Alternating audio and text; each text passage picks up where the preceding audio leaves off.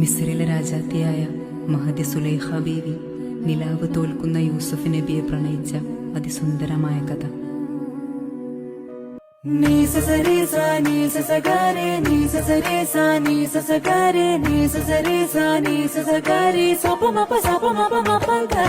നീലനിലാവിൻ മാളികമേലെ മാമഴവില്ലിൻ താമര നൂലിൽ ഊയലിലാടും പൂമയിലാളെ നിറകതിരഴകുളിയായ ഷാബേ മുഹബത്തിൽ ഉണർന്നു മലർവനി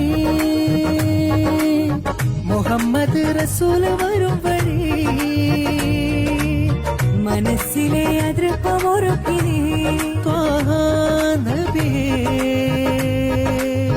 ഇഹം പരം പൊരുൾ റഹീമ റസൂലല്ലാഹ്